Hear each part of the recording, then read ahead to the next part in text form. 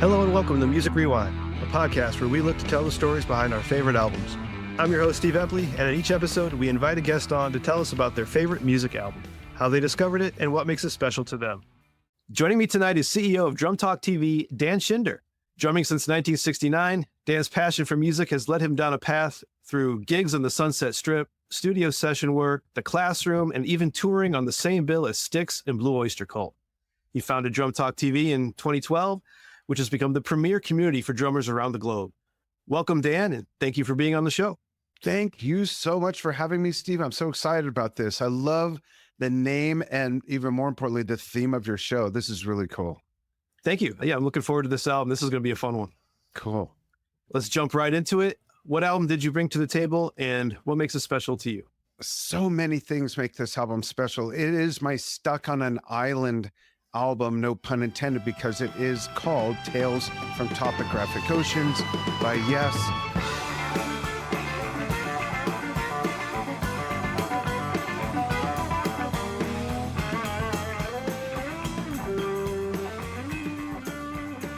Recorded July through September of 1973, released in December. Not the first album Alan White was on with Yes. Some people make the mistake of saying that because he was on Yes songs for the Close to the Edge tour, the Triple Live album, but this is the first album he was on. And he not only plays drums and percussion, but he also does a bit of background vocals and plays piano in one little segment. But this album to me is amazing. And it's one of, I think, up to the time, I think was Roger Dean, their cover artist who did most of their albums. It was the pinnacle of his artwork. Plus, it was a gatefold album that opened up and it had all sorts of beautiful photos inside with Roger's stylized frames around them of nature sprinkled around the paragraphs of all the lyrics. For those who don't know, it's a double album. I'm speaking in vinyl terms, boys and girls. It's a double album, one song per album, and the whole thing is one story and one theme. And it was inspired by John Anderson in two ways. They had just done Close to the Edge, the tour before and the year before. And that's like the benchmark progressive rock album in so many ways. But critics were saying, one critic in particular said, what are they going to do next? Put music to the Bible? And someone had just given John, I forgot, I don't have the notes in front of me, at a wedding. Oh, I think it was one of the gentlemen from King Crimson gave him a book. I got you covered here. The lifetime. It's the autobiography of a yogi by, yeah. I'm going to try. Paramahansa Yoginanda. That's it. That was great. And that John dove in and that really inspired him. And here we have this. There was one bit of fallout that comes out of this album, and that is that Rick Wakeman, bless his heart, with all due respect, is a very devout Christian.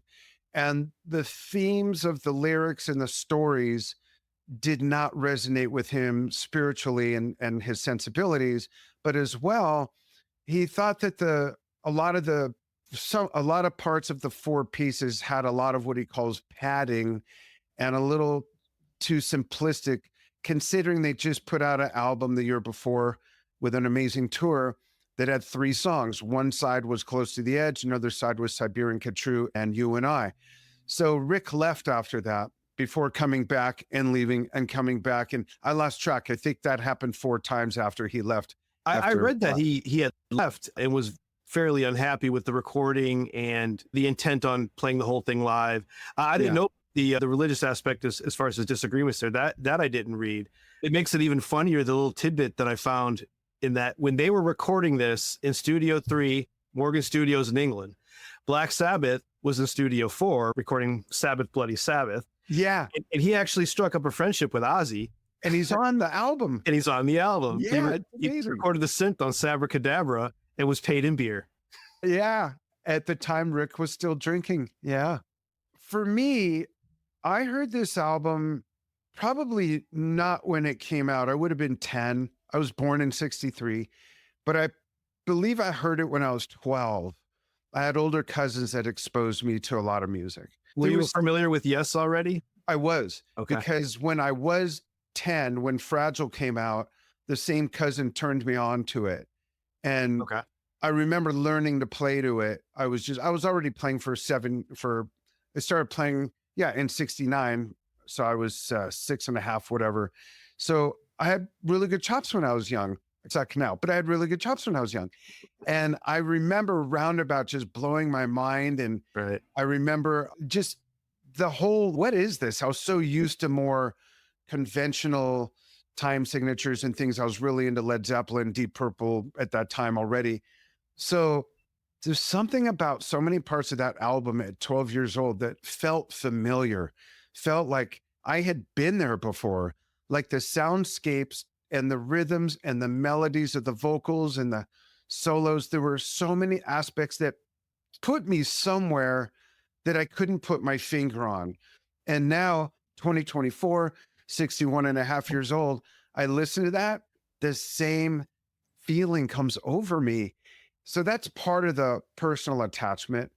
Part of the musical attachment was I'm a huge fan of the late, great Alan White. I was blessed to have met him in late 1989, and we became friends and remained friends until his passing. Oh, In wow. fact, he received our first From Talk TV award at the 2020 NAMM show, the Prague Legacy Award.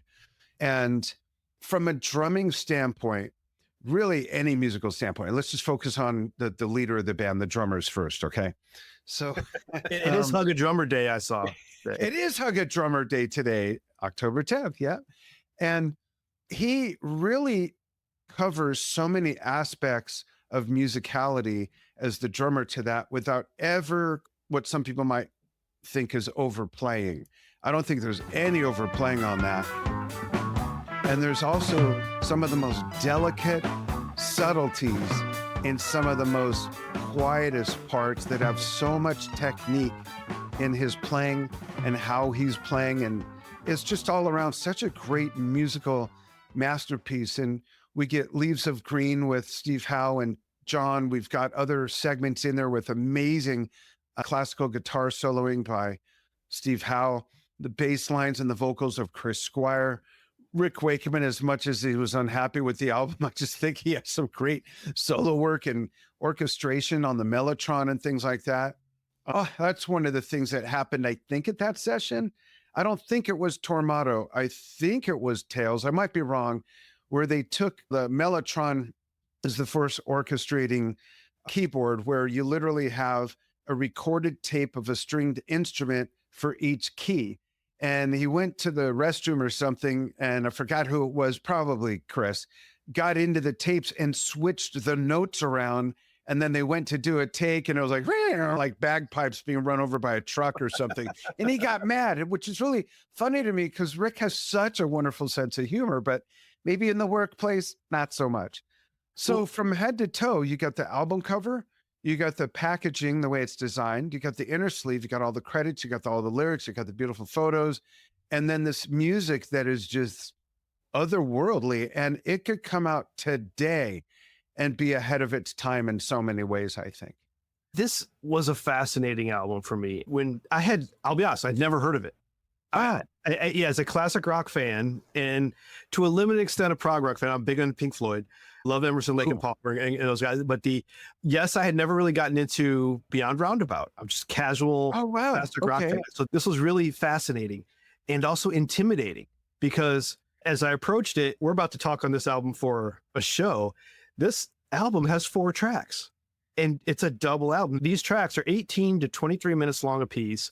That is a commitment and so many changes in every single track. There's different movements, there's different themes. It's very well architected, I guess is the best word I want to say. I think it was planned out with a lot of improvisation as they were in the recording studio. And this is a compliment. This is an album you can get lost in. Yeah. I start taking notes on a track and then I'm listening. 8 minutes has gone by and I haven't wrote anything down. And I'm like, where the hell was I? And where's this going? And there's moments in these tracks where, I feel it coming. It's gonna take a rock turn and it doesn't. It takes not a left turn or a right turn. It takes some weird 4-dimensional turn. Yeah. And then when you least expect it, then comes the rock element. And then, oh, by the way, classical guitar. Yeah. It's so many different turns, and I do enjoy that. But I did this album a disservice when I first listened to it. So I have a bad habit, and I'm sorry to everyone out there. I listen to albums sometimes with one earbud in. Oh, one earbud. One earbud. Oh, what's up with that? Doing stuff around the house, kids, my wife. Okay. It's just so I can hear, because the earbuds nowadays are pretty well noise canceling. Yeah, I can't hear. So I just have one in. And when I started listening to it, I'm like, this is fine. Yeah, okay. I know where you're going with this. I wasn't getting it. I really wasn't. But then driving into work, my car, hour and a half drive to work, I was able to crank it up and get the full surround sound. Oh, that is so cool. Now I get it. Now I'm hearing the layers, all the Yeah. sounds. What's happening on this speaker? What's happening on that speaker? What the hell was that sound behind me? I got it all. So my wife is a huge music lover, and she does. Yes, we come from different worlds in so many ways. We meet in certain places musically in the middle. Yes, is one of them, but she does not have the tolerance for really loud music because she hasn't lost her hearing like I have. I've been playing drums 55 years come this, like around now, maybe something like that. And I've just playing in bands, listening to loud music. I'm leaving early Monday morning to drive 7 hours to Los Angeles to spend a week of business there. This is usually, you'll be surprised what number 2 is, but this is usually the first album I put on when I travel. And I mentioned earlier, we live in the mountains. And when I leave my little town that we live in, there's 37 minutes of going through this real enchanting canyon. And to have that whole first 20 minutes or so of tales on.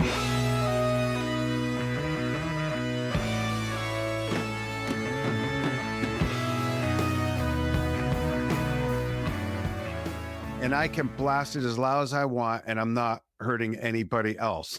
That's where I'm going with that. That would be much better than my commute in traffic into the city. So yeah, you got me on that one. Now, sometimes my number 2 choice for first album is the best of the B-52s.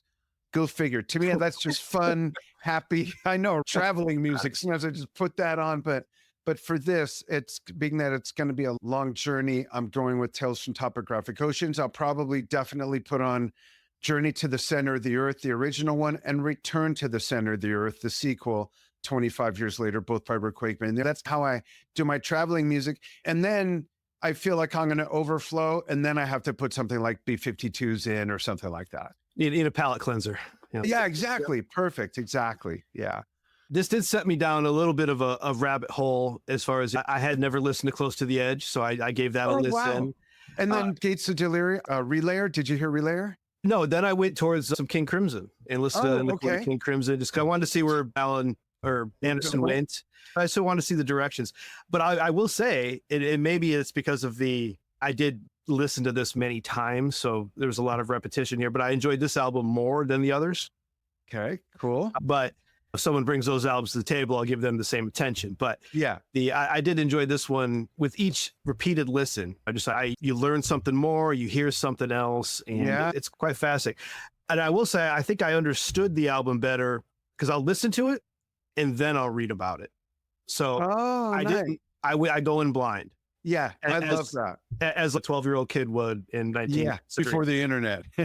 So I didn't get it. Obviously, it was good music. But then once I read it, I was like, okay, each of these tracks is going down another deeper level into this spiritual yoginess. And that's what they were going for. Okay, and I get it because the tracks do get, and we'll get into the tracks here momentarily, but I think they designed it this way where the more commercially ear acceptable is at the beginning, and they get more, I can't think of the right word. Maybe or something. Yeah, esoteric and complex for the deeper listener on the second disc. Yeah. Trying to think. I've never heard, believe it or not, I don't think I've ever heard a remastered version. I've heard a version of the album that includes some stuff that got trimmed out for the album because when they released on CD, now they had a lot more minutes available on the product, on the medium. But I've never been into remasters. I have listened to some things and have said, thought to myself, I know how I would mix this album today. And that's one of them, even though it's great. It sounds like it should sound being recorded when it was recorded, with what it was recorded with, and what was being played instrumentally and whatnot. But I don't really get into remasters because to me, something recorded in like this, for example, in 1973, that's part of what it encapsulates. It encapsulates what the gear was with the recording equipment, how studios were made, how producers and engineers thought and operated, what the musicians played. If they were to remake this album, let's say, just for example, or any album that's 30, 40, 50 years old, they wouldn't go buy, I don't think, they wouldn't go buy brand new guitars, basses, and drums to get a whole different sound. Might be a whole different interesting journey and project, but to me, it is what it is from when it was. And I've always just, maybe I'm old fashioned, but I'm stuck in that because as you listen to the progression of albums through time by any given band, whether personnel changes or not, you can hear the progression of technology or their choices of different instruments or different sounds, or, and as time went on, different samples. And you hear the fidelity change with time as well. Mhm. Whereas to me, that album should sound like that album always, with whatever flaws someone sonically might say it has. Their album Tormato is sonically horrible. It's horrible, but the music is great. And I don't think I'd ever listen to a remastered version of it. It is what it is because of what happened then. That's just how my brain works. I'm real nostalgic, I think. I'm on the fence.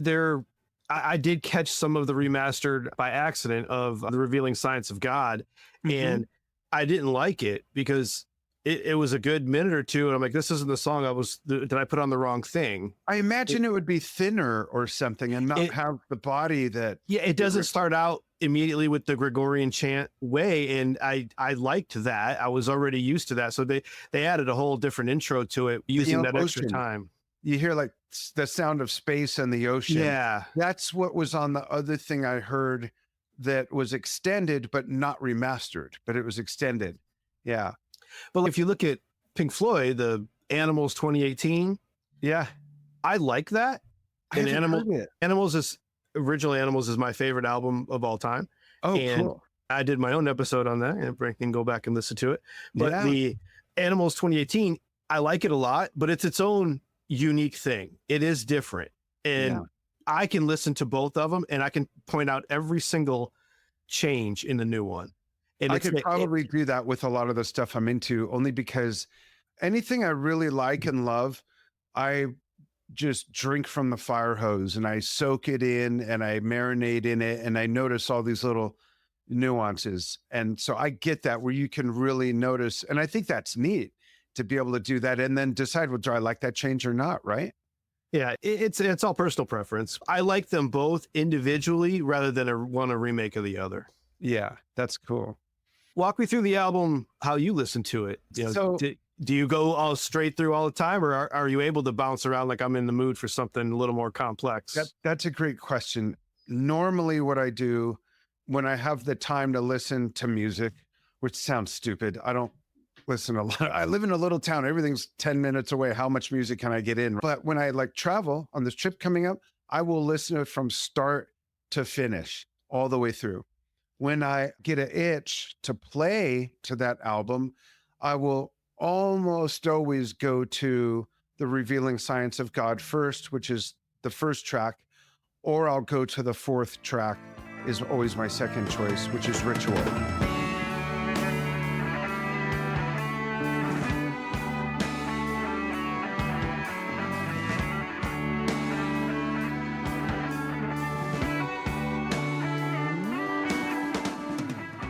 Those are the two that they've always played more in concert. When the album did come out, they did play all four movements, but they are just so much fun to play to. And any musician, but a drummer, can learn so much by really paying attention and emulating every little thing and every big, enormous thing that had so much impact that Alan does on those songs and on that album. But I've never listened to just part of one of those. I have listened to The Leaves of Green by itself and the classical solo that happens right before it. I love that. I used to actually be able to fake my way through that classical solo. Not that I'm a great guitar player. I'm not saying I can play like Steve Howe, but just to fumble around and pick up those rhythms, and the picking it's such a happy piece. I love that. And also the piece that's called, I hope my son doesn't hear this because if I butcher this, he'll hammer me. It's referred to a lot as Don the Cap, because Don the Cap is the first lyrics. And it's when you hear some double stringed instruments, maybe the Valtalia 12-string guitar, maybe a mandolin, but in the melody of the vocals are, if I can remember correctly, don the cap and close your eyes, imagine all the glorious challenge. I love that whole passage. Is just cool, especially that it comes out of something so crazy. Don the cap and close your eyes, imagine all the glorious challenge.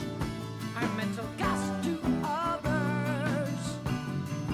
Distant drums. So did I eat the bad acid? No. Oh, okay, good. That was the good acid. That brings you back down to earth. Those are the only two elements I've listened to on their own. Otherwise, I have to listen to any whole movement by itself in its entirety, if not the whole album, like on a big road trip like this. I was able to do it in chunks, as far as rarely am I going to get, like you said, 20 minutes of just straight time to listen to music. The benefit of streaming services these days, as much as I'll trash them in other conversations, the benefit of this is I can pick up right where I left off. Yeah. Put those headphones back in, and okay, right where I was. And well, let me ask you this, if I may, Steve. Sure. And there's no penalty if the answer is no, but I'm just curious, did you ever get to listen to any one whole movement all the way through? Oh, yeah, many times. Oh, okay, good. Oh, yeah. Okay. Yeah. The reason I ask is because I think it's not that one's, I'm not saying one's better than the other, but they're two completely different experiences when you hear how all those other bits connect and you hear the whole story unfold, almost like sitting down and reading 5 full chapters of a book rather than 8 pages at a time of 30-page chapters. It's the same thing, but I'm glad you got to experience it both ways. That's really cool. Yeah, I would often, over the past couple of weeks, on my way to work, I would listen to tracks 1 and 2. And on the way home from work, I would get in tracks 3 and 4. Perfect. And it would time out fairly well, depending on traffic. Yeah. But and it was really nice to be able to focus with just me in the car, and I can just let it go. And something you touched on earlier, where there's parts of all 4 tracks. And by the way, the tracks are The Revealing Science of God, Dance of the Dawn. Track 2 is The Remembering, High the Memory. Track 3 is The Ancient, Gods Under the Sun. And track 4 is Ritual, Non sommes du soleil. Nous sommes du soleil. Yeah. We are the sun. We are the sun. Yeah. But there are bits and pieces throughout that remind me or take me to the Yes that I knew as the casual listener. Oh, nice. Yeah. I mean, like the little bit you played earlier. Oh, that reminds me of Roundabout.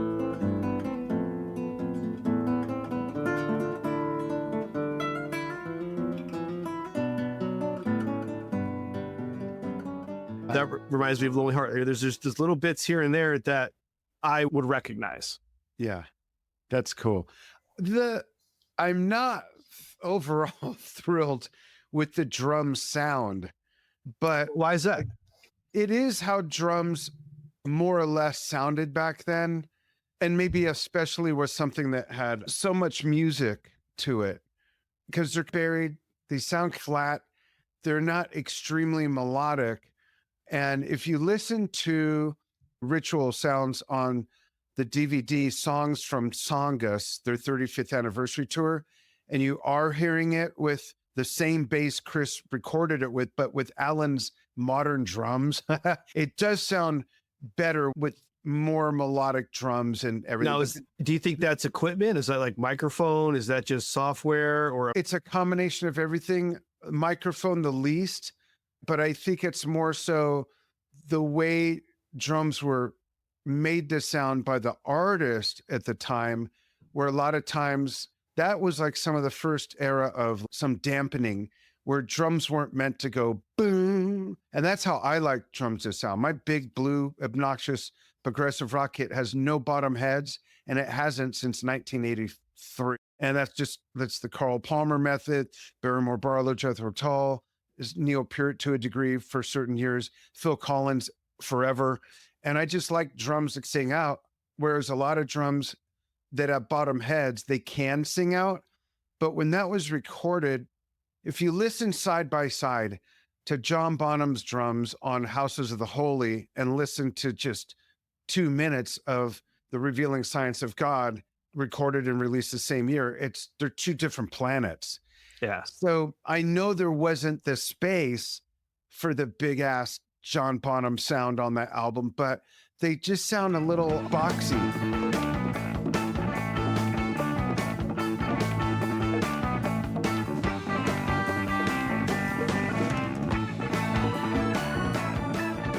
And I don't remember if I've talked to Alan about this. He was on the show many times. He did. This one thing I asked him, I'll get to in a minute, that he never answered, but I don't know. They just sound flat and lackluster to me. I like tone. I know that they had some disagreements on one, where to record. Like one of the guys wanted to record it in the middle of a field with generators buried under the ground so they wouldn't make noise in the middle of the night. And the other guys wanted to be in a studio. Just there were some disagreements there. So they compromised and had a very unique studio set up with a plastic cow. And farm things on the wall to make the bales of hay. Yeah. Did they build something like around his drum set to isolate it? Like, did they do anything like that? I don't think so, to a large degree. I'm trying my best right now to recall pictures I've seen from those sessions. I have seen them. There was like I've only seen the cow. Yeah, there was actually a wooden cutout cow as well. With working udders. Yeah, I forgot about that part. Having said what I said, criticizing the drum sound, had I heard it when it came out, I probably never would have said that, even though I would have heard Houses of the Holy at the same time and gone, whoa, that's just such a big, it does fit the music. It absolutely fits the music. There is a funny thing about sound on that album that I asked Alan and he didn't answer. This was back in, I want to say 2018 at the NAMM show. I interviewed him one of the many times, and I interviewed someone over and he got to think of new stuff to ask them. So I thought I never asked him about Tales from Topographic Oceans. So there's that sound in the beginning of The Ancient where you hear the mallet instrument and the Hammond organ. That percussion right at the beginning. Yeah, that jumps out at you.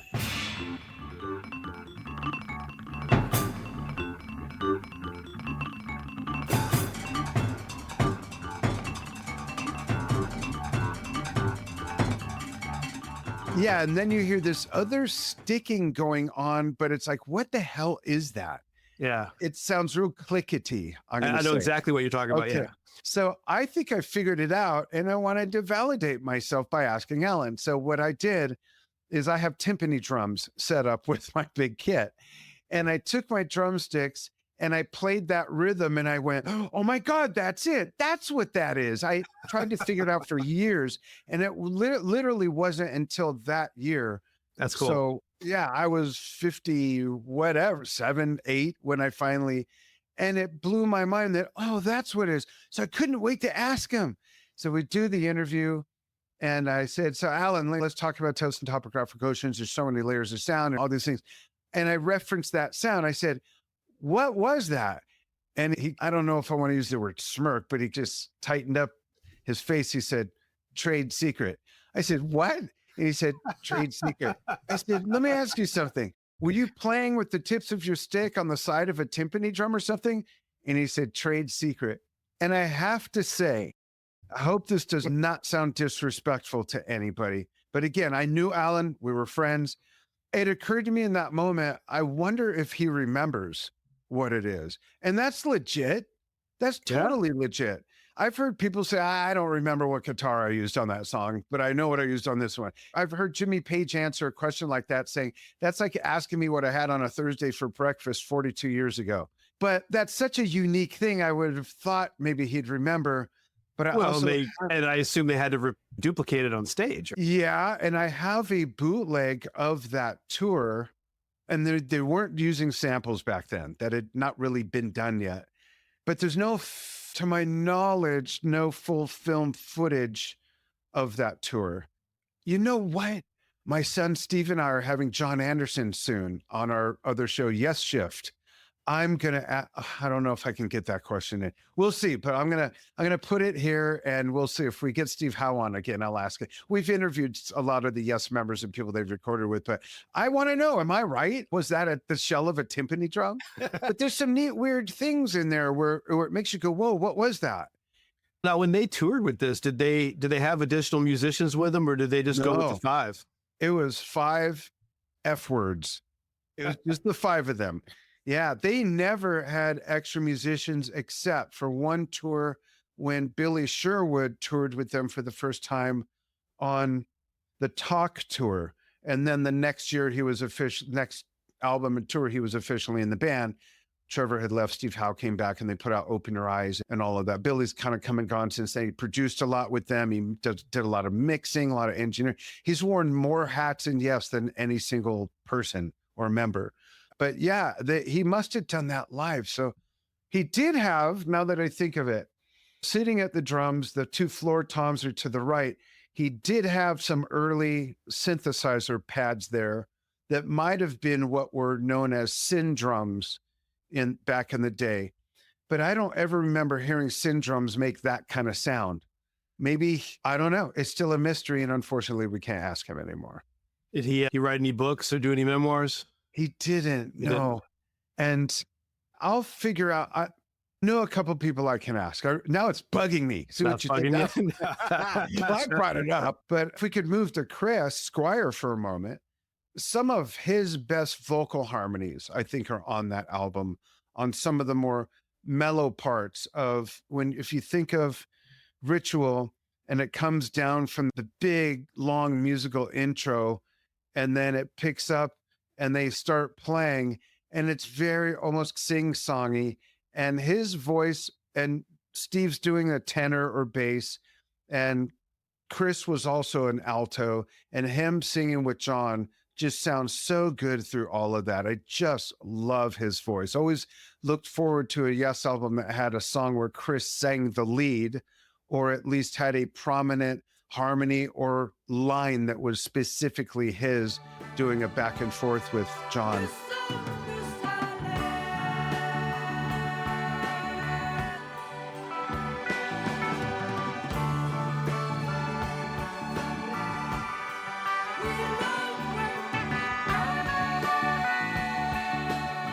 So his singing's just wonderful on that. But the same way with Alan's drumming, Chris, I think, covered pretty much anything most people would be able to do on a bass across those 4 songs, across the double album. Just so musical. And what the heck is that going on? And did they ever have extra musicians on stage? Okay, I missed that one. There was the Magnification tour where they had a whole orchestra. Oh, there you go. Yeah, and they played Ritual with did they play Ritual or Revealing Science of God? It was Ritual. They played Ritual with a full orchestra. They opened with Close to the Edge with a full orchestra, and they also played Gates of Delirium, which is a whole side long from Relayer, which was after Tales. So Steve Howe, what can you say? Just from classical to the most crazy pedal steel guitar in the ancient thing. Just that whole passage. As a kid, it freaked me out. It scared me. Like I had headphones on, it's turned up loud, and I threw them off. What is that? There's a monster coming through my stereo, Mom. There's just so much great music on that. And not everyone, like my son Steven is 30, and he literally came out of the womb listening to Yes music. Not all 30-year-olds know that whole back catalog, and casual music fans that are more familiar with their more commercial stuff are not familiar with Close to the Edge, Tales from Topographic Oceans, Relayer, stuff like that.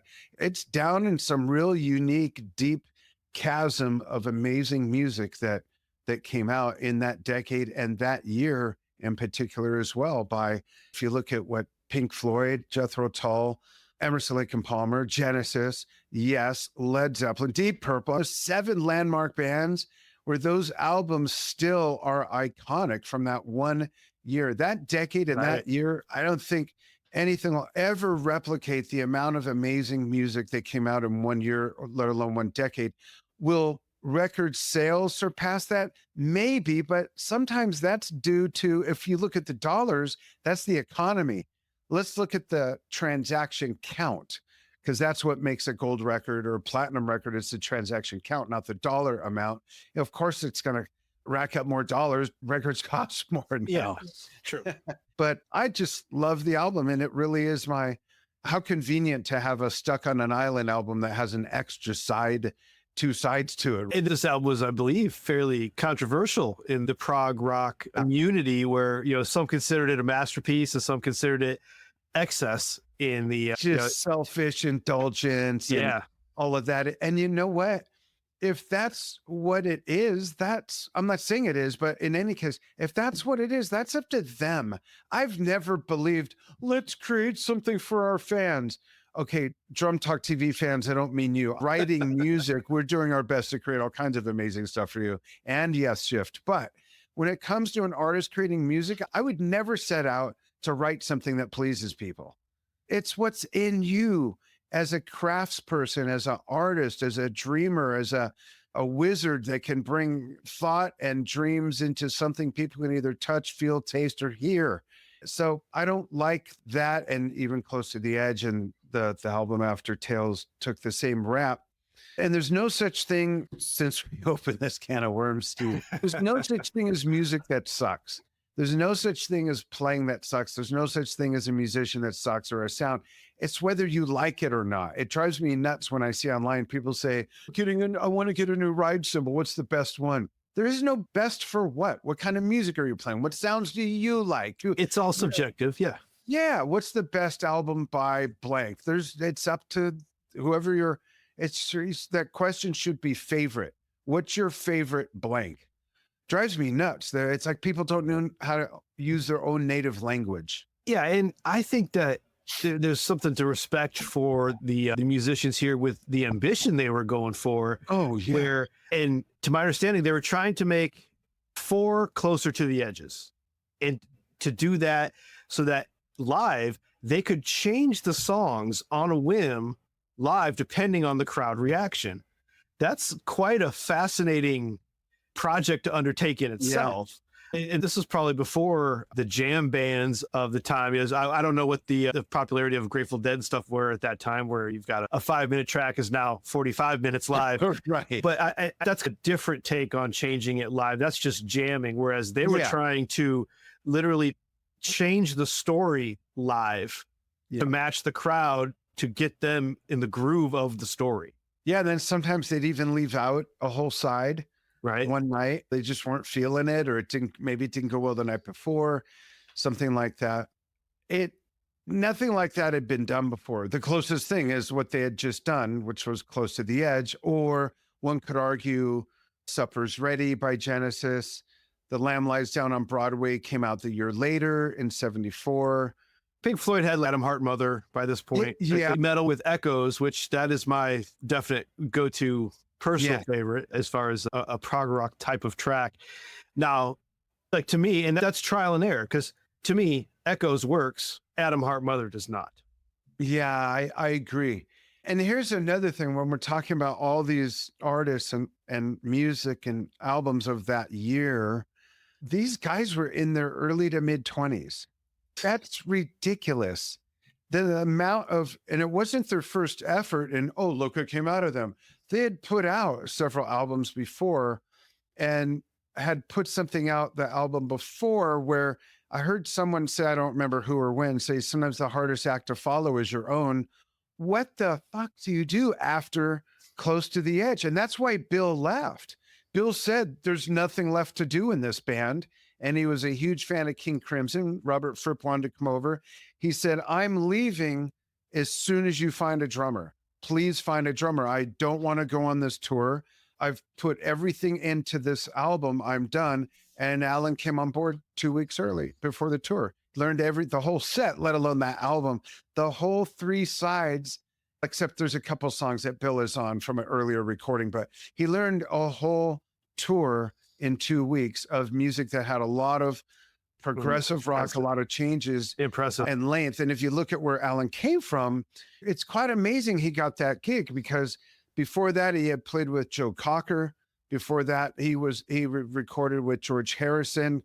He was in John Lennon's band. He's on the song Imagine, the most iconic song of any generation or movement. He's on the song. And if you watch the film Imagine, you'll see a 19 or 20-year-old Alan White in the studio with John Lennon and those guys.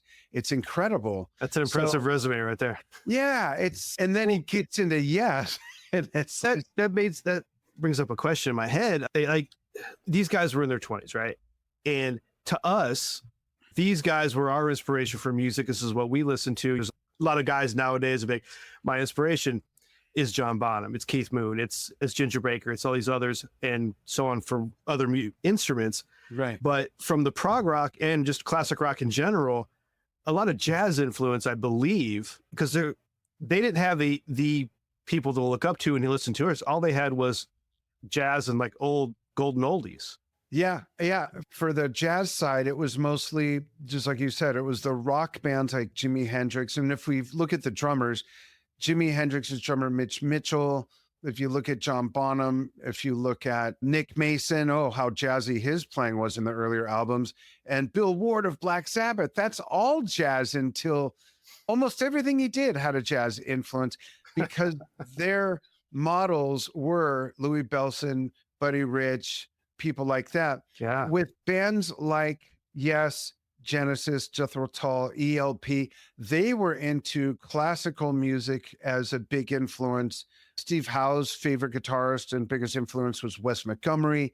So you get that jazz overlapping into classical music. And I remember I have a reel-to-reel tape from when I used to be able to record interviews on the radio. And the Relayer tour, the tour after the album we're talking about, they were being interviewed, and Jim Ladd, the late Jim Ladd, was the host of this big interview show, but he was also based in LA where I grew up. So he was on like my rock station. But he said to John, he said, some people refer to you as symphonic rock. What do you think of that? And John said, I don't know what that is. It sounds like Strawberry Bricks. So from the inside, he didn't get it, but I think all of us know that ELP, Genesis, some of that could be symphonic rock, even if there's no orchestra. ELP for sure. Oh, yeah. Just made me think of one of Rick Wakeman's nicknames for the album was Tales from Toby's Graphic Go-Kart. I thought that was exactly. Yeah. It's really mind-blowing how the album that is so many hardcore Yes fans' favorite is his least favorite. Right. That's such a weird paradigm, right?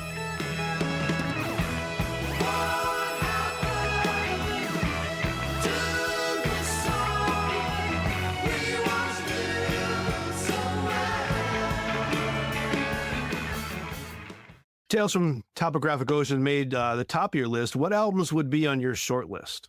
3 to 5 albums that you could have brought to the table today. Oh, I'm going to give you 2 lists if that's okay. Absolutely. One would be just Yes. So other than Tales, it would be Relayer. It would be Close to the Edge. It would be, sorry, my mind is senior moment. What's going on here? That's why I love this question. Yeah, I don't think I'm having a stroke. I think I'm okay. Those 3 or 4, if it's outside of Yes, I'm a huge Led Zeppelin fan. We just had one of the things we do in the Drum Talk TV membership site is we have live stream game shows, and a lot of it's trivia. We had a whole trivia show, 4 rounds that were all Led Zeppelin based, and it was all categorized. So it was songs and albums. That was one round, 10 questions. Then it was instruments and gear and personal nuggets. Then it was concerts and events. And then there was a 4th one that wasn't really trivia, but it was Led Zeppelin based. So if I had to bring one Led Zeppelin album in, it'd be either Led Zeppelin 3 or it would be Presence, which has not one acoustic instrument on it, which is weird. But for Pink Floyd, I love metal. Everyone knows about Dark Side of the Moon. But I love the Division Bell a lot. Oh, yeah. Yeah. For Jethro Tull, everyone's go-to epic as thick as a brick. Passion Play, a double album, one long story. No, that's a single album. I'm sorry. Single album, one long story. A Passion Play is incredible. It's amazing. I'm not familiar with that one. I'll have to give that one a listen. Yeah, give Passion Play a listen. I love so many Genesis albums, but Lamb Lies Down on Broadway is amazing. And I haven't even brought up the category of live albums yet. Yeah. ELP, I love the first ELP album. I love Trilogy. I love Brain Salad Surgery. I love Welcome Back, My Friends, to the Show That Never Ends. Ladies and gentlemen, Emerson Lake and That's the Palmer. live one, right? Yeah, it's their first live one, the Brain Salad Surgery Tour. More words on any title of anything ever titled in almost every letter of the alphabet used, I think. That is just, I love playing the live version of Tarkus and Carnival 9 on that. I just love that stuff. So those are some of the albums that are also on my really hot, heavy list. Now, something way outside of that, some of my guilty pleasure music is the best of the B-52. Oh. When I was growing up, turning up the Sunset Strip as a drummer in a prog rock band in my 20s, we wouldn't be caught dead listening to new wave or anything with pop in it. As I got older, my horizons grew, and I really just love the B-52s. The album Sowing the Seeds of Love by Tears for Fears is incredible. And the song, Bad Man's Song, turned me on to my favorite female vocalist other than my wife. And that is Oleta Adams, who guested on a couple songs, especially Bad Man's Song. So those are some things that are totally, for the most part, outside of the box of everything else I just mentioned. Tears for Fears, by the way, is underrated and one of the best things to come out of the 80s. Yeah, absolutely. And there's an album I can't think of the name of. Actually, it's on this computer. Oh, it's not on that. It's anything by, darn it, the Chromatics. My son turned me on to Chromatics, and they're, I wouldn't say emo, they're dark, romantic, a lot of haunting sounds, and her voice is amazing, and everything. Is that, I think Twin Peaks. I think they were on the Twin Yes, Peaks. that's right. Yeah. That's where Steve, my son Steve, found out about. Yeah, that's really not that far outside of our main stuff, considering I could see how Pink Floyd could have been a huge influence on them. And I love Peter Gabriel's solo stuff. One of my favorite concert films is, the one, it's in the round and his daughter is with him, and it's the album about being born. Oh, God, I'm having such a brain fart. I could listen to him sing Washing of the Water any day. That's beautiful. I love that stuff. Yeah. And then concert films are a whole nother conversation. But everything I spilled out there those are my favorite bands. Rush, I'm a huge Rush fan. Probably saw them 16 times, 18 times, something like that. My first concert that I wasn't in was Led Zeppelin. I saw Led Zeppelin, and that was life-changing for me. I wanted to be an oceanographer. I had already been playing drums for quite a while, was pretty good. And I wanted to be the next Jacques Cousteau. And in 1977, my dad took me to see Led Zeppelin. And around the third song, I thought, that could be a career path. And when my hearing came back 2 days later, because it was my first concert and it was very loud, I got my parents together. I said, I don't want to be a scientist anymore. I don't want to be an oceanographer. And my mom enthusiastically said, what do you want to be? And I said, I want to be a professional drummer like John Bonham. And we had to use smelling salts in the paddles to revive her. And she was a little disappointed. And to her credit, exactly to the month, 1 year later, she found an audition for what was my first paying gig at 15, which was that tour that I opened for those bands with. And that was it. I became a professional musician while I was in high school and just went from there. But that's my jam. All those bands that we talked about. Yes, Genesis, Led Zeppelin, Jethro Tull, Deep Purple, Pink Floyd, Rush, Emerson, Lake and Palmer.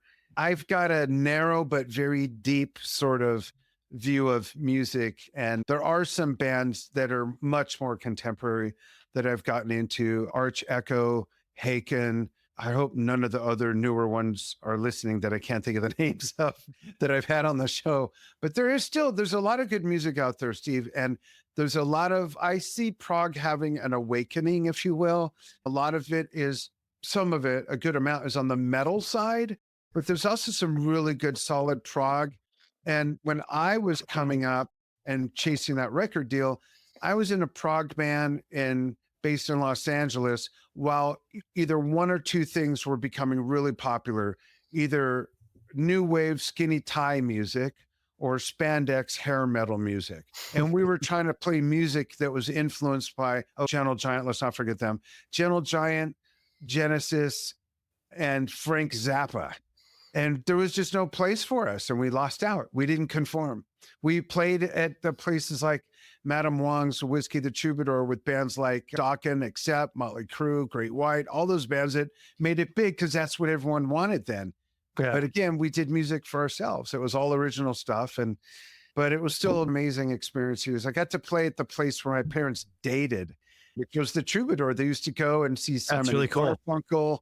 Yeah, and listen to spoken word poetry with the bongo guy. Wow. And when they came to see me play there, that was like a big deal. It was really special.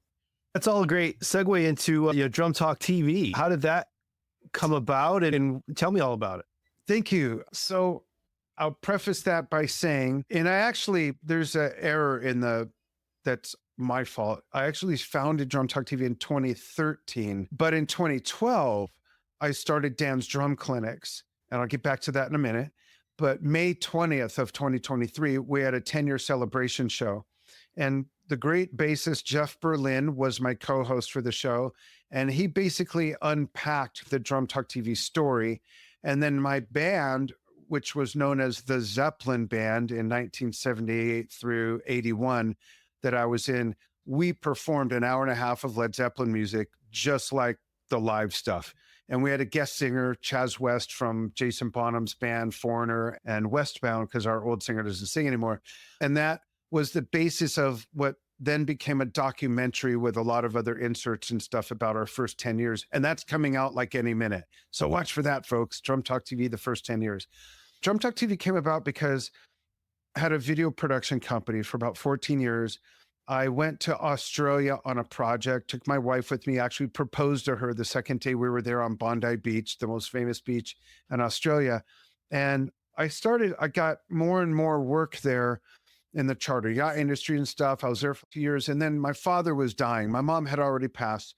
My dad was dying. And my wife said, "You've got to come back." And we weren't married yet. We had just been together for a while. And packed everything up. She had shipped all my computers. She went, stayed the first 3 months and said, "I got to get back to reality." And I stayed for 2 years, shipped all my stuff back, got home in time to take care of him for 16 weeks. And then he passed. And I moved back in with my wife because I was staying at my sister's house where my dad lived, taking care of him 24/7. He had a suite there. And I told, my wife's name is Enja, N-J-A. Oh, there she is. I know people can't see it, but for you, that's my lovely wife, Enja. We just celebrated 12 years being married, 17 years being together. I said, "I don't know what I want to do. Let me do your marketing and make your videos and stuff." She's a professional artist and a therapist. So after about 3 months, she said, "I think you need to find something that really fills your cup."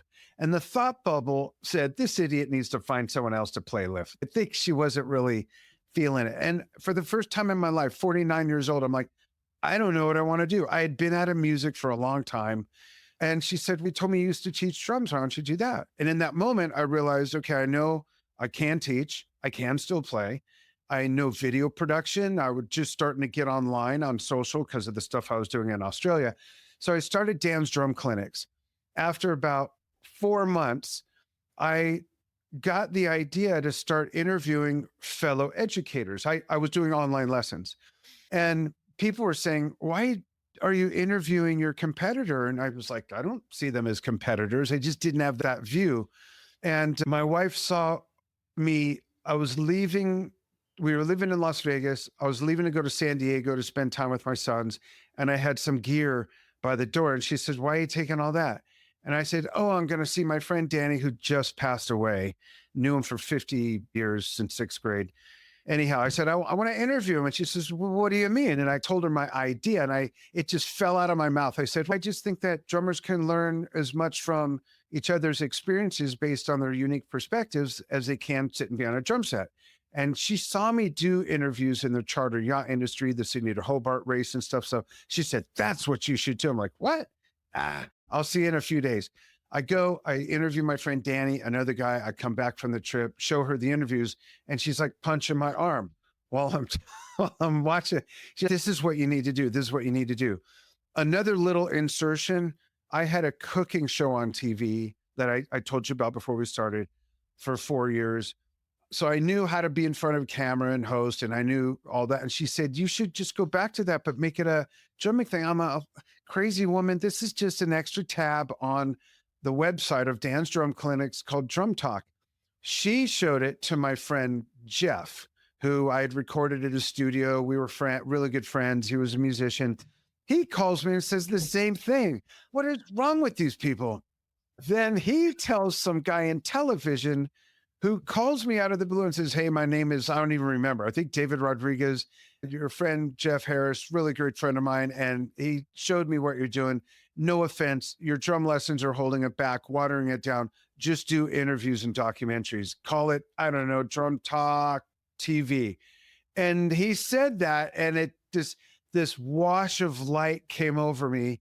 And within 2 weeks, I transitioned to starting to interview big artists and closing Dan's Drum Clinics while I opened Drum Talk TV as an LLC under a DBA, my already established LLC, which is Shindig Productions. That was my film company. And then fast forward 3 or 4 months before the 10-year anniversary, that guy, Jeff Harris, he became our president. I've known him 34 years.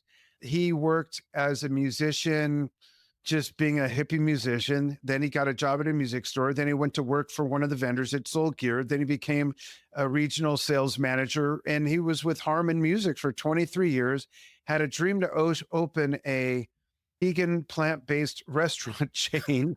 I told him he was committing suicide. He finally got to a point where he raised enough money with two of the partners, left his big corporate job, opened Plant Power Fast Food, brought it to $17 million in revenue, $34 million in valuation. Yeah. And then I saw that he had stepped down from being the CEO. And I called him and I said, Jeff, we are blowing up here. We're celebrating 10 years. We're doing a big show in May. I need you. We're going to open a membership site. You have what I don't have.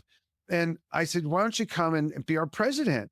And he was dumbfounded. He said, why do you want me? Why don't you get some big star? Why don't you get someone famous? I said, I am the big star, you idiot. And I was kidding, of course. But I said, no, I said, look, I could get other names, but you've raised money for a business. You've been the CEO of a business. I'm the CEO. I'm asking you to be the president. Painted this picture. And he said, let's try it for 3 months. And here we are. It's been about almost 2 years, and we are crushing it. And it's fun. We're working together. We hardly agree on anything, which is perfect. Okay. He said to me today, we had this big brain bending meeting about this thing we're doing this coming week. And it was just crazy. And he says to me, I was getting real upset because this program we're filling, I'll get back to Drum Talk TV. This program we're filling out wasn't working. This event landing page, I'm like, I can't make this work. I was getting real frustrated. He said, you know what? He says, even when you're angry and cranky, you're still just so much fun to hang out with. I said, even when you're Mr. Magoo, you're so much fun to work with. He said, Lonnie can attest to that. And that's his other half. Drum Talk TV is different from all the other media brands in that, and we've worked with all the Modern Drummer, Rhythm Magazine, Tom Magazine, Drum Channel. Some are more educational slanted. The other ones that are more media like us, they cover the big rock stars, the big pop stars, the big jazz stars, the big educators, and a couple new people. That's great. Keep doing that. We do all of that. And we also do documentaries. We've done 2 documentaries on taiko drumming in Japan. We've been to Singapore 3 times. We cover many events. I was the first in the music space to curate content from our fans. And that is what made us an inclusive brand and a nurturing brand. And I'm very nurturing by nature. My wife and I have a blended family of 11 kids, 19 grandkids, 1 great grandson. Oh, crap. And then she and I have our kids together, which is 3 dogs, 2 cats. And now she wants a chicken, a miniature giraffe, and a purple zebra or some shit. I don't know. But that's what makes us different. We're also a jester brand, meaning we're silly, we're playful, we're fun. We can make fun of ourselves. That's easy.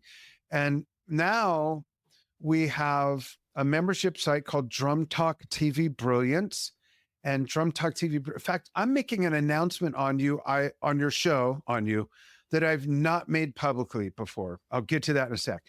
Drum Talk TV Brilliance and Drum Talk TV. We have over 1 million fans on Facebook. We're on Twitter or X, whatever he calls it now. Instagram, YouTube, Vimeo. We're launching TikTok channels real soon. And we were, in our first year, we surpassed all those other media brands in our space by 900% and in online reach and engagement combined, because we were doing something different. I came into it blind. I wasn't copying anyone else, and I figured a lot of stuff out. And Drum Talk TV from the beginning has not been just for drummers. It's for music fans. And I like to joke and say it's for drummers, other musicians, people in the industry, and weirdos like my wife who like looking at drummers. And now we have over 1 million fans from over 100 countries. We curate content from all over the world. And we still do the interviews, the documentaries, all those things. But now we have this membership site that has live stream music themed game shows. We do live stream fan Q&As with big artists and producers in virtual environments online. We do live stream concerts, which we're getting back to. Right when we started doing that, everyone went on tour. So it was like, okay, so much for that. But it was great because it helped us develop these game shows and stuff. People can win prizes. And we also have a lot of the content from our first 10 years organized and categorized in that membership site for people to really be able to find stuff and not be distracted by dings and clinks and dongs and bongs and stuff like that happen while you're on social media, let alone the drama and all that stuff. What is the process for you guys to decide what media you create? Oh, that's easy. I'm the boss. It's up to me. No, just kidding. It's really the opposite of that.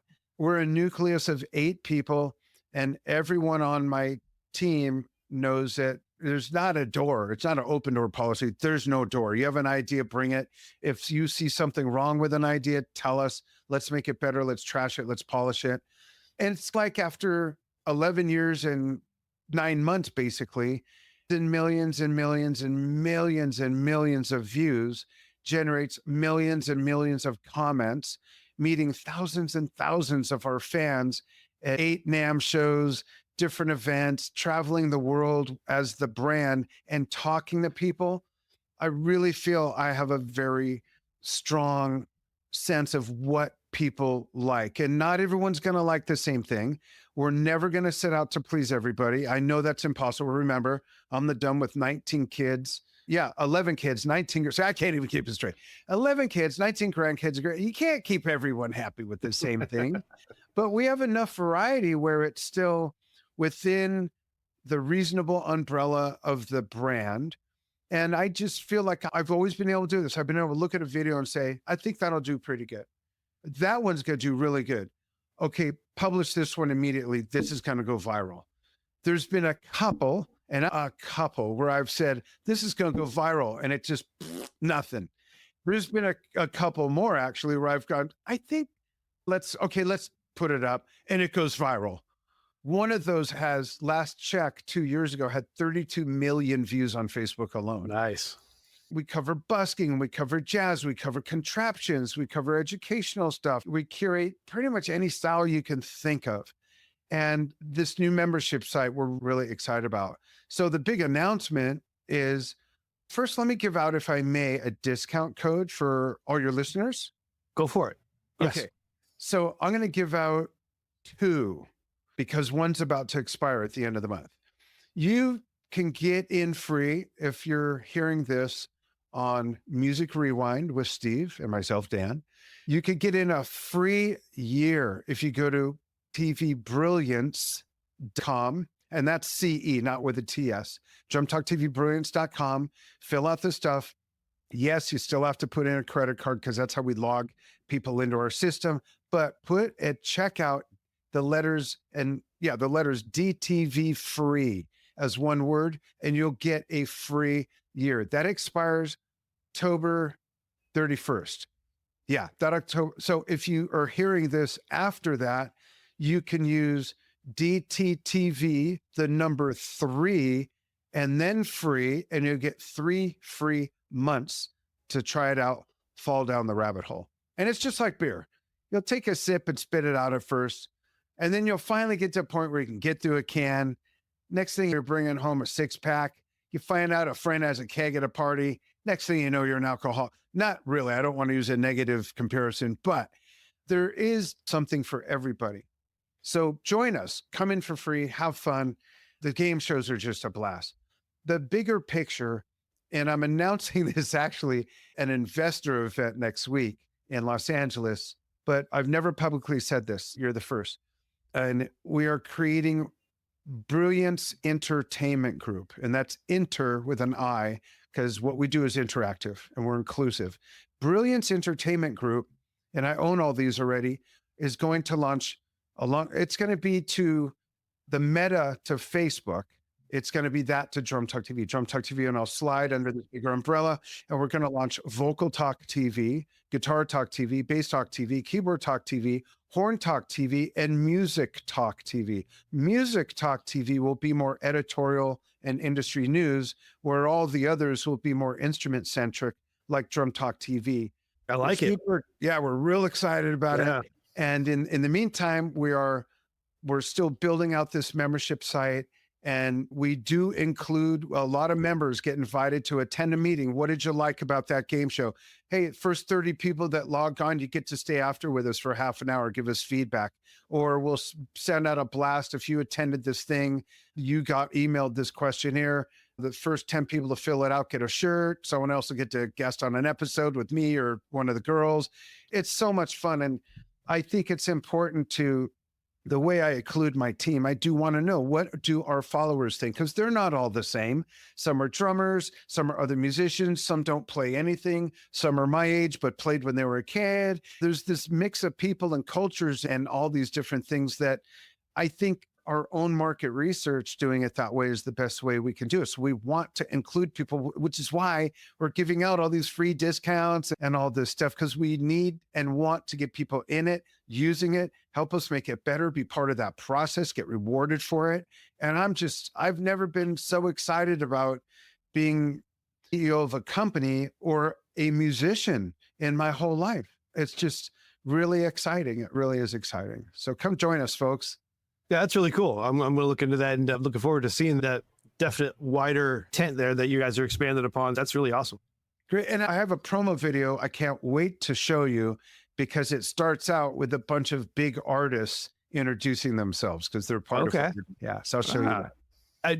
Two quick drumming questions I do have for you. And this is just from the top of my head. Where do you see the future of drumming going based on the youngsters that you've helped now?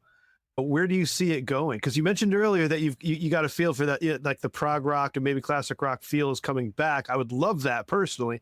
Yeah. Where do you see the future of drumming going? This is such an interesting question, because I think it's as subjective as us having our own crystal ball, and it'd be easy to imagine what we want it to be as opposed to what we think it'll be, because those are two different things. So my think it will be, I'll tell you what it is. I'll tell you what it's based on. The prog I mentioned that I see reblossoming with all the new technology and better gear, different gear in a lot of ways. And there's a lot of lean into metal. I don't know if it's prog leaning into metal or metal influenced prog. I'm not sure.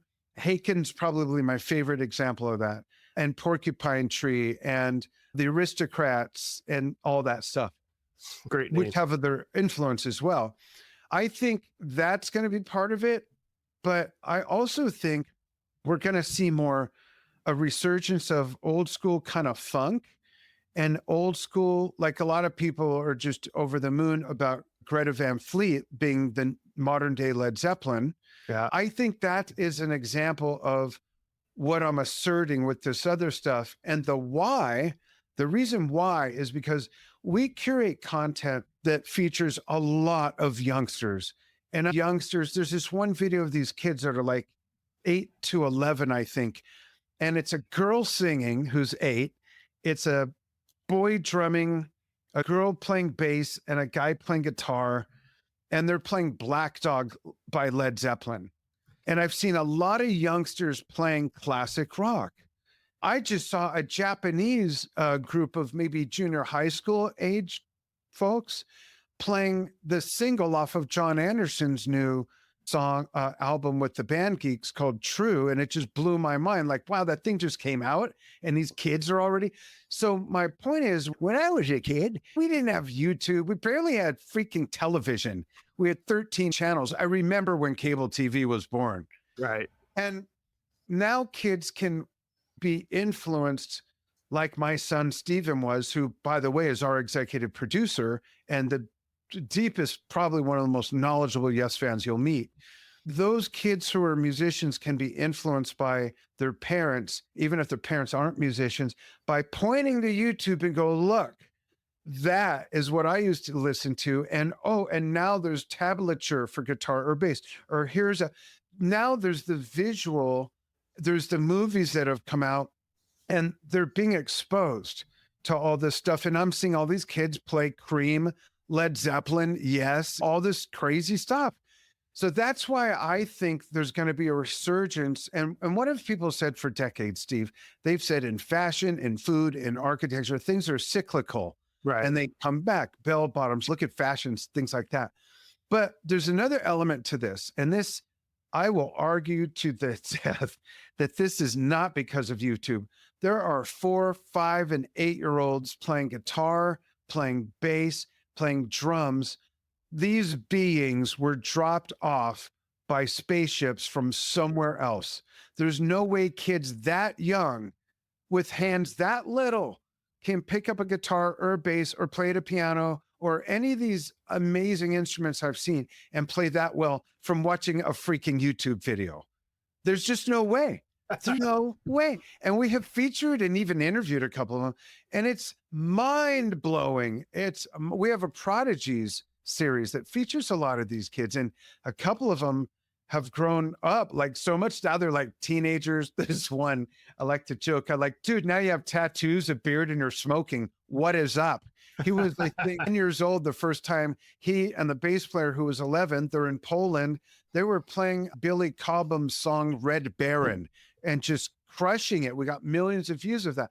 Now he's a multi-instrumentalist. He just put out his new album. I had him on. That's great to hear, though. Yeah, it is. Really, a big part of what Drum Talk TV does. I want, and what Brilliance will become. I want us to be a launch pad.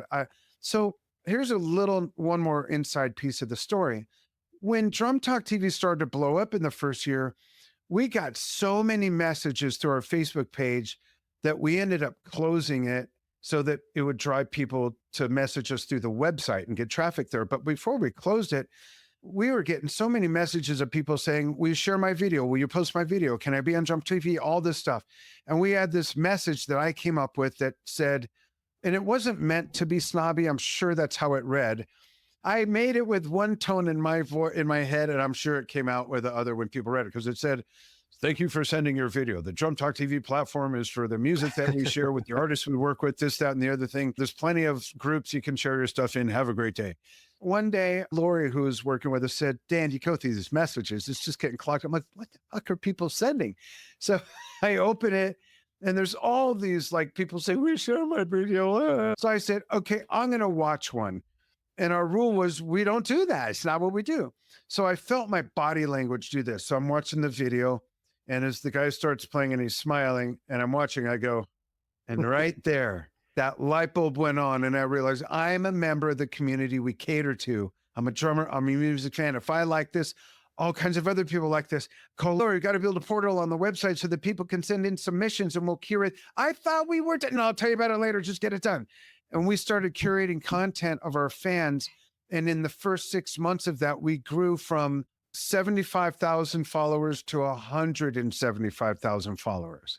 And in the short few years after that, a lot of the drumstick and drumhead and other music instrument brands, they saw us doing that. And that's great. That's fine. I'm not mad. I will never be mad for someone taking a lesson from what we're doing, because they'll do it their own way, the way we'll always do it our own way. It's perfectly fine. But it made me happy that, wow, that's such a good idea. Other people are taking it. Rock on, go do it. But it changed the whole culture to some degree of the brand and of our purpose and of what we're doing. And I even say it in the documentary when Jeff brings that part up. I say, I feel like I'm the tooth fairy when I can put someone on our platform and their video ends up getting scheduled right after a video with Nico McBrain of Iron Maiden and right before an interview with Bill Bruford. And here's this 17-year-old kid or 57-year-old person, I almost said kid. That works. I'm in my 60s. I'm still a kid. And that was a huge game changer and eye opener. And the new tagline for the brand as we move into Brilliance, it has been for Drum Talk TV, the heartbeat of the global drumming community. Brilliance Entertainment Group, the tagline is here for the fun of it. And that's what it is. That's our product, is fun. Have fun. You don't have to be a musician to enjoy it. You don't have to be an avid, crazy music fan to join the Led Zeppelin trivia game show. It's fun either way. And we live in a world where I am so understating this. There's so much craziness going on in the world. And the one thing I learned from COVID is drug and alcohol abuse went up 23% during COVID. Even last year, Booking.com said 64% of people don't want to go to crowded destinations. That's events, that's concerts. That's partly why we put all those features into the membership site. People need healthy escapism now. And we can model what the gamer culture does. You can experience it with other people in another land. It's in a virtual reality setting. People can comment. You can have a tip jar. We're working on that part of it for content creators. And I realized that's what we provide. And it sounds fluffy, me saying it. I wish someone else was saying it, but it is a change the world brand because we're bringing fun. We're bringing an alternative to other things that raised that 23% in drug and alcohol abuse because people were so depressed, so locked up. People who never worked from home before, people who lost their jobs, lost their homes, lost their lives, got sick. My wife and I had it. My wife, not me, my wife had hair that she grew for 30 years down to her ankles. She lost it from COVID. We had the first wave of it. And after a year, I came in her bathroom. Her hair is all stretched out with the scissors right there. And she looked like she was busted. I'm like, do what you got to do. Cause I knew it was starting to fall out. So I know that period, that foggy period of time brought a lot of pain.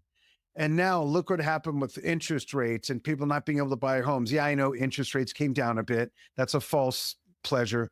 But the stuff going on internationally and the way we're involved in the election and whose side are you on, and if you believe this, the rest of you yourself must be like, there's so much shit going on. I'm sorry to cuss so much, but that we want to offset that.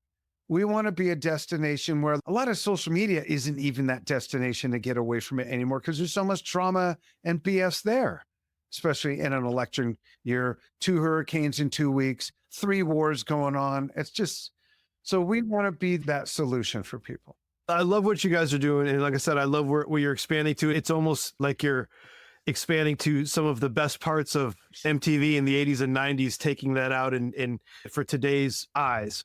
So yeah. I love that because me and my friends, we comment all the time how we miss the MTV of old. And that's how we discovered a lot of music and learned a lot about it. MTV News, all that. Very cool stuff. I am going to throw at you my personal favorite drummer quiz question. You ready? Cool. Who played drums with Guns N' Roses, the 1989 American Music Awards? Oh, wow. I'm going to just throw out a guess. Oh, no. I almost leaned into Simon Phillips playing with Judas Priest before, but I don't think it was him that did this. If I remember right, it's someone that didn't fit. No, it didn't fit at all. The video's out there. It's not great. Stuart Copeland of the Police? It's Don Henley. Oh my God, that's right. Wow. I love that question. That is a great question. That's awesome. That's great. That's great. Do you play an instrument? I don't. You play the turntable in the CD player. Yeah. I'm the curator in the background. Yeah. I love this show. Yeah, I love the theme of this. It's just so great to hear what people empty out and what it means to them. And I think the best thing about it is people get to hear stuff that they never heard about and hear someone gush over something they didn't hear about. I hope they go out and buy it. That's been one of the most rewarding things on my part is my music collection has expanded dramatically. And I have discovered all kinds of music that I never would have given the light of day like this Yes album. I would have walked right by, but I've got the vinyl sitting right there. I've run Yeah, it a few there it times. is. I see it. Yeah. And $8, by the way, at a local store. Really? $8. Plays Wow. beautifully. Yeah, mine's I actually have it out because wait, okay. Darn, maybe I put it back. It was out for 4 weeks because I was doing something with it. Some of the albums that I've done have been ones I know like the back of my hand, or Night at the Opera. Those are embedded in my soul. Oh, But Night at the Opera. Do you like Queen 2?